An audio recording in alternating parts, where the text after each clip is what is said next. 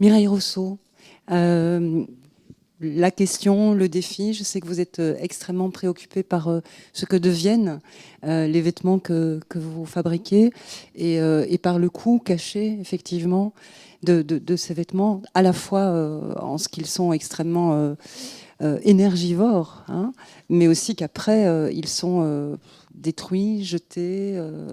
Oui, tout à fait. Absolument. Je vais commencer par un exemple marquant. Un t-shirt consomme dans sa vie 2000 litres d'eau. Donc ça en dit assez. Un t-shirt, vous l'achetez au CNA à 2 euros. Mais c'est 2000 litres d'eau. Voilà, donc on fait la balance entre les deux. Alors nous sommes effectivement dans une boucle. Nous sommes confectionneurs au sein de Dutra de vêtements professionnels. Donc en fait, nous sommes entre les filateurs, les tisseurs, et souvent les vêtements professionnels passent par des blanchisseries industrielles. Alors, soit c'est de l'achat, soit c'est de la location qui passe par les blanchisseries. Et in fine, quand les vêtements arrivent en fin de vie, on se retrouve avec des volumes énormes. Aujourd'hui, dans le vêtement professionnel, on est à 7000 tonnes. De ces 7000 tonnes, il y a... Par an. Absolument. De ces 7000 tonnes, on parlera de 30% uniquement recyclés. Le reste passe à la poubelle ou dans des incinérateurs. Alors, le grand défi de notre secteur, justement, j'avais encore une réunion vendredi passé, c'est que on se met ensemble entre blanchisseurs, confectionneurs, blanchisseurs, jusqu'aux collecteurs. Les collecteurs qui pourraient rassembler les vêtements en fin de vie, dont les hôpitaux, les maisons de soins, toutes les collectivités n'ont plus besoin, pour pouvoir les rassembler, les retravailler. Alors maintenant, il y a des sociétés qui font de la recherche et développement. Ça ne peut se faire malheureusement pas au niveau de l'échelle de ma petite entreprise, mais ça se fait au niveau du secteur, pour effectivement essayer de monter ce taux-là, de passer au moins à 60% d'ici 2021. Et le défi est effectivement comment collecter, parce que tant qu'on n'a pas le volume, on ne peut pas rentabiliser une entreprise, parce qu'en fait, une fois que le vêtement est effiloché en fin de vie, est récolté, il est effiloché. Alors, il est effilochable s'il n'est pas trop compliqué, parce que plus vous avez de matière composée dans le tissu, plus c'est difficile à effilocher. Normalement, l'effilochage devrait amener à un nouveau fil qu'on peut refiler et retisser par la suite. Et donc, à ce moment-là, la boucle est bouclée. Mais on en est loin. Donc, en fait, il faut des subsides. Pour l'instant, ce sont des sociétés au niveau de leurs fonds propres qui engagent l'argent. Là, on se demande vraiment, il faudra essayer d'avoir les régions avec nous pour nous soutenir dans ce défi-là, sachant qu'effectivement, le textile est quand même le deuxième secteur le plus polluant et qu'il y a vraiment du travail à faire.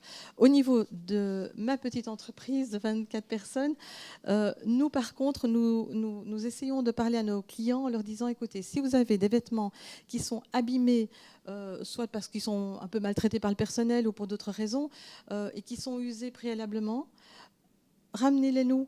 On va à ce moment-là les réparer. Donc on est dans toute une analyse pour l'instant de coûts pour voir dans quelle mesure est-ce que ce serait rentable de pouvoir assurer une durabilité du vêtement professionnel.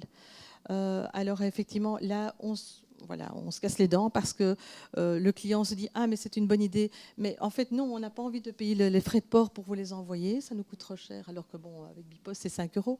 Donc voilà, c'est encore une question de mentalité qui n'y est pas. L'idée est bonne, mais alors de la faire soi et de la concrétiser, il y a encore vraiment une grande étape à franchir.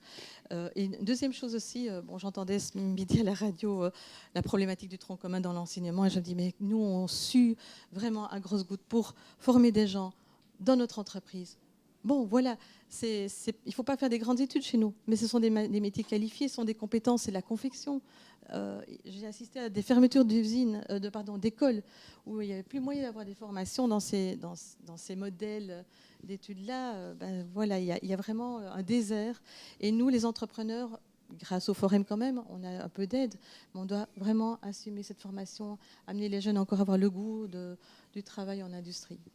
Mais concrètement, qu'est-ce que vous attendriez des politiques au-delà?